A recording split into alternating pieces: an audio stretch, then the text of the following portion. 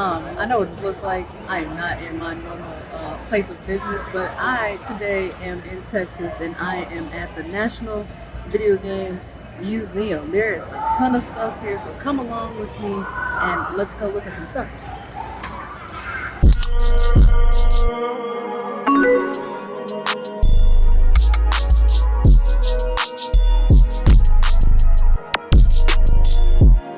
This year, I decided to take a trip to Frisco, Texas, so that I could go visit the National Video Game Museum. And I think that every avid gamer should visit the National Video Game Museum. When you walk in, they have this great display of game consoles and games that came out a long time ago, things that just came out recently, and a lot of celebrities who have, been in video games and play video games themselves.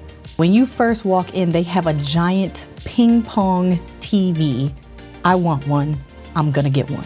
Across from that was this TV that was set up to show every handheld and game console that has ever came out in history. If you scroll about like I am, you can click one and it tells you when it came out and how many units it sold and how many games also came out with them as well. It was really cool. Next to that was every game console you can imagine and handhelds on the wall. You could click on it, you could touch it, you could do all types of stuff.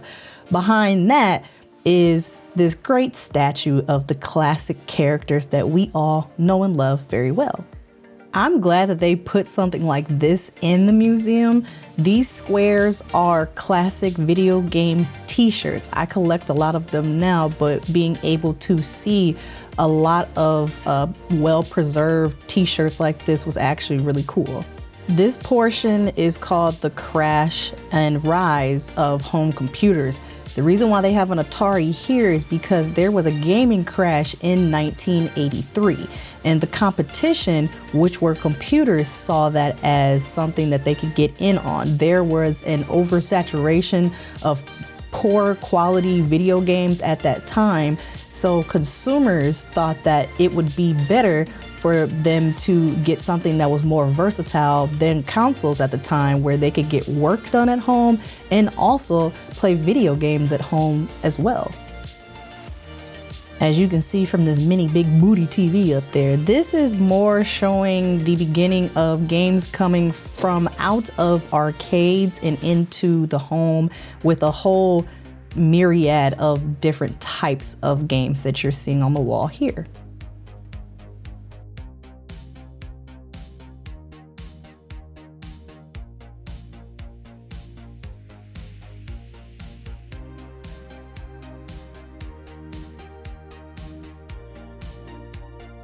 What you're looking at here is prototype copies of pre-release games that developers used to have to send out in the early day of game development.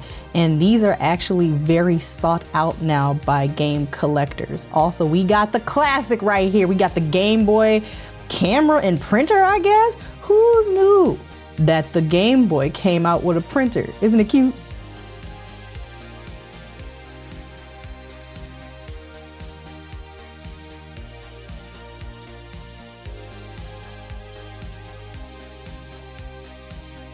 One portion of the museum that was very well done to me was the Native American representation in video games.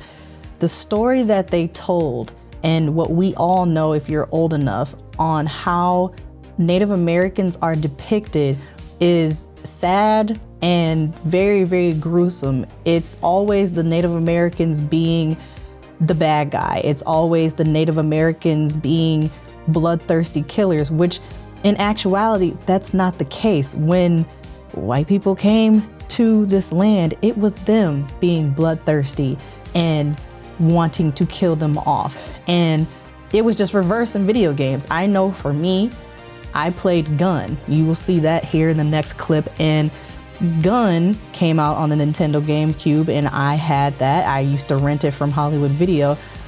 Fun fact about that game, Native Americans filed a claim against Gun because of how they were depicted. They were tired of it. But one game that did it right, well, two rather, was Red Dead and Red Dead 2. If you read through these and are able to go to the museum, they were helping the Native Americans and they were seen in a positive light. Here we have the Panasonic Q system. It is basically a combo of a Panasonic DVD player and a GameCube system. I'd never heard of this as a kid, but it was cool to see. They also had a Mario Art. I have no clue what this is, but I guess that was cool to see too. They also had classic posters of video games like Jax 2, and they also showed how video games were in the cereal market as well, and they were booming back in the day. I remember some of these too. Now these here are the 2001 automobile collection of PS2s, and they are beautiful. What's the one thing you would see when you went to go buy or rent a video back in the day? Statues. These were amazing to see. Video games weren't just digital, they were also unplugged in board games as well. This is a great collection of board games, of video games. I know that I've seen some of these when I was a child as well, just to keep kids engaged and make them feel like, you know, if they're too young to have video games, this would be the next best thing for them. The piece to resistance.